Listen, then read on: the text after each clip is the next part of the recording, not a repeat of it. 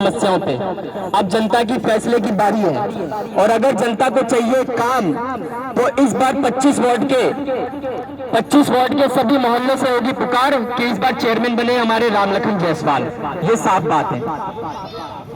और मैं एक बात और कहना चाहता हूं अपने युवा भाइयों से कि ये दौर तुम्हारा है मेरे भाई। तुम जानते हो, तुम सोशल मीडिया के माध्यम से देख रहे हो कि कौन तुम्हारे कंधे से कंधा मिला के चलेगा, कौन नहीं चलेगा, किसका तुम कभी भी हाथ पकड़ सकते हो। आपने देखा होगा कि किसे मेरे पिताजी आपके हर समस्या पे हर वक्त मौजूद होते हैं। जब आप उनको याद करते तब होते हैं, आप उनको फोन करते हैं। अभी पिछली गर्मी की बात है, हमने हर मौसम देखा है, गर्मी, बरसात, सब। अब ये सर्दी, गर्मियों में यहाँ पे लाइट कटती थी। 3-3 रात के बजे मेरे पिताजी बिजली दफ्तर में जाके केबल कटवा के बिजली जुड़वाई है। मैं ये बोलूंगा, मैं आपको याद दिलाऊंगा, मैं आपको भूलने नहीं दूंगा, क्योंकि मेरे पिताजी का हक बनता है। लोग कस्बे लहरपुर की आवाम जो हमारी पीठ सुनती की कह रही है कि मेरे रामलखन जायसवाल का हक बनता है। आप ही नहीं, कन्नौर, खीरी, बिस्वा, जो भी सोशल मीडिया के माध्यम से हमें देख रहे हैं, उन सब लोग कह रहे हैं कि रामलखन जायसवाल का हक बनता है, उसको एक बार मौका मिलना चाहिए। मैं कहता हूं अगर हक बनता है तो वोट दीजिएगा, इस बार ये चुनाव लड़ा के जिता दीजिएगा और फिर हाथ पकड़ के अपने जायज काम करवा लीजिएगा, क्योंकि फिर आपका भी हक बनेगा। फिलहाल अभी नहीं है पर फिर बनेगा।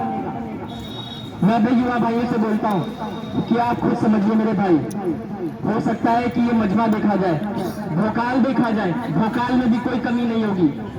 लोग भोकाल दिखा के चुनाव जीतने की कोशिश कर रहे, पर उनको पता नहीं है अब वोटर बहुत समझदार हो गया है। हमने गली गली, मोहल्ले मोहल्ले पिछले 7 साल से रात दिन एक करके लोगों के दिलों में वो जगह बनाई है और उस जगह के ऊपर मैं आपसे वोट मांगूंगा। यहाँ पे जितने भी लोग आए हैं आज की डेट में, किसी के पास इतना टाइम नहीं है कि कोई किसी की आके मुश्किल सवाल सुने, सब बहुत व्यस्त है, मंदी का दौर चल रहा है, पर आप लोग यहाँ पे खड़े हैं। आपको उम्मीद है कि एक ऐसा नेता अभी थोड़ी देर बाद बोलेगा जिसकी बात को सुन के आप जाएंगे अभी, इसीलिए आप मेरे ख्याल से यहाँ पे खड़े हुए मैं ये सोचता हूँ। और मैं अपने हिंदू भाइयों से बोलना चाहता हूँ, मैं एक मैसेज देना चाहता हूँ यहाँ से। हमारे में ये भ्रम है, मैं साफ बात कहूंगा, हमारे में ये भ्रम है कि हिंदू चेयरमैन नहीं बन सकता है। मैं कहता हूं हमारे मुस्लिम भाइयों की तरफ से, अरे कोई रामलखन जायसवाल जैसा आए तो सही, हमारे ईद के त्योहारों पे हमें गले लगाए तो सही, हमारी समस्या पे काम करे तो सही, हमारे दिलों में जगह बनाए तो सही। ये चेयरमैनी का पद क्या है, उसको कंधे पे बैठा के उसकी नगर पालिका में उसको लेके जाएंगे और उसको उसकी वो जगह देंगे जिसके लिए वो हकदार है और उसके पद पे बैठ के वो काम करेगा। मैं ये समझता हूँ, ये आप लोगों के दिलों की बात है जो मैं यहाँ कह रहा हूँ। मैं दिन भर लोगों से मिलता हूँ, मेरी ये कोई बात नहीं है, मैं सिर्फ आप लोगों से मिलके आपकी ही रायों को यहाँ पे रख रहा हूँ इस मंच के जरिए। अब आपको समझने की जरूरत है कि हकदार कौन है आपके वोट का। आप चाहेंगे, किसी ने मेरे से कहा था कि बेटा मनीष तुम चाहे जितनी मर्जी मेहनत कर लो, ये कस्बा लहरपुर है, तुम्हें नहीं पता, ये दिल्ली नहीं है तुम्हारा, या आखिरी के दिन में बिरादरीवाद चलेगा, यहाँ जात पात चलेगा। मैं कहता हूँ अगर बिरादरीवाद चलना वाला है तो मैं उसके लिए भी तैयार हूँ। ऐसी कोई बिरादरी नहीं है जो हमें वोट नहीं दे रही है, ऐसा कोई धर्म, ऐसा कोई मजहब, कोई ऐसा आदमी नहीं जो हमें वोट ना कर रहा। अगर कुरैशी भाई हैं, अंसारी भाई हैं, खासा है, हर बिरादरी से हमें वोट मिल रहा है, बस कम या ज्यादा है। और अगर अभी भी किसी को शक है कि रामलखन जायसवाल जीतने के बाद काम नहीं करेंगे, तो मैं बता रहा हूं कि मुझमें बिल्कुल भी जगह नहीं है नफरत के लिए।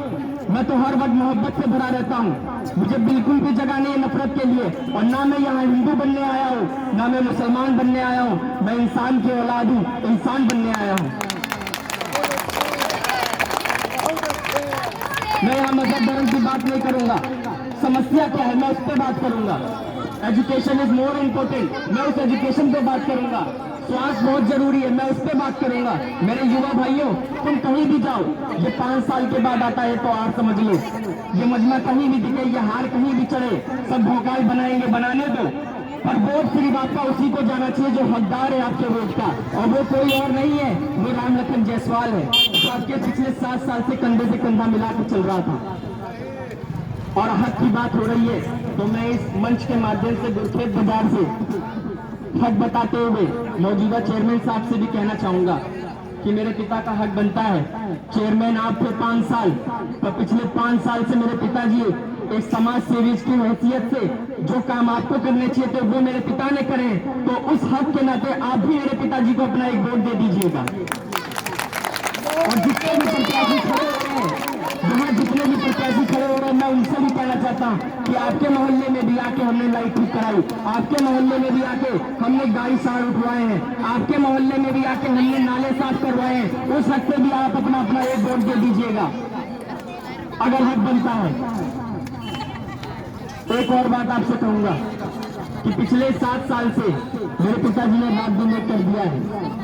आज से 7 साल पहले जब वो दिल्ली से चले थे तो उन्होंने ये सोचा था कि मैं अब बिजनेस नहीं करूंगा। उन्होंने अपना बिजनेस मेरे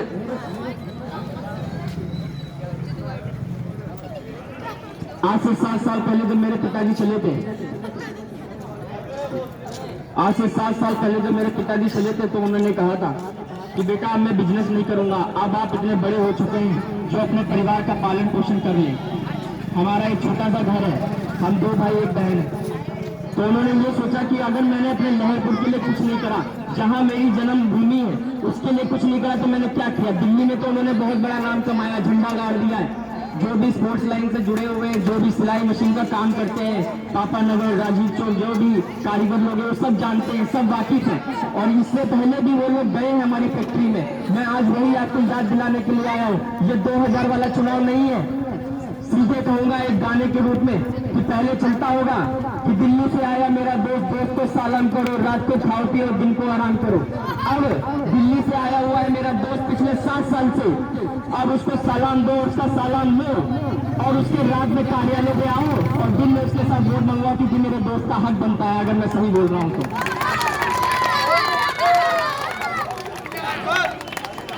मैं आपसे पूछता हूँ क्या मैं कोई बात गलत कह रहा हूँ? अगर मैं कोई बात गलत कह रहा हूँ तो आप मुझे रोक सकते हैं। यहाँ मैं सिर्फ अपने हक की बात कह रहा हूँ, क्योंकि ये चुनाव कोई जात पात पे नहीं होगा। इस बार ये कोई चुनाव बिरादरीवाद पे नहीं होगा। ये चुनाव अगर होगा तो हक पे होगा। और ये चुनाव मेरे युवा भाई लड़ेंगे जो मुझे सुन रहे हैं, क्योंकि उनको पता है कि अगर कोई आपके वोट का, हमारे वोट का हकदार है तो वो और कोई नहीं, राम लखन जायसवाल है। मैं कहता हूं भाई परिवर्तन बहुत जरूरी है। रोटी को कब तक एक तरफ से सेक के रखोगे, उसको पलटने की जरूरी है। बात रोटी को इस बार पलटने की जरूरत है, किसी ऐसे को उसका हक देने की जरूरत है जो उस पद का, मैं आपके वोट की कदर समझता हूँ कि वो कितना कीमती है, उस पावर से क्या किया जा सकता है। मेरे पिता आपके वोट की अहमियत को समझते हैं। एक बार आप उन्हें मौका दे के देखिए, आप निराश नहीं होंगे, क्योंकि मैं जानता हूं जब वो दिल्ली में काम करते थे तो उन्होंने इतने लोगों की मदद करी है। तब वो कोई पॉलिटिक्स नहीं करते थे, पर वो जानते थे कि मदद किस तरीके से की जाती है। हो सकता है कि उन्होंने, कई लोगों ने उनसे फायदा उठाया हो, पर आज तक उन्होंने बुरा नहीं माना किसी भी बात का, और आज भी वो आपके बीच में आपसे मिलते जुलते रहते हैं। बस एक बार आप उनकी मदद इस बार जरूर करिएगा। और मैं युवा भाइयों से कहना चाहता हूँ कि युवा भाइयों, अभी आगाज आया हमारा, अब आगाज आ गया हमारा, बहुत कुछ सीखना है। कमर कसनी अभी बाकी, मुट्ठी खींचना है। भले हालात हो कैसे, ये बस ये सोच ले तू, यही ये जिद और यही है रार कि बस अब जीतना है। भले हालात हो कैसे, ये बस ये सोच ले तू, लिखेंगे खुद नई तकदीर अपने हाथ से हम। कसौटी वक्त की और हौसले को तोल के रख, जो बढ़ना है तुझे ऊंचा, पर तो खोल के रख। धन्यवाद।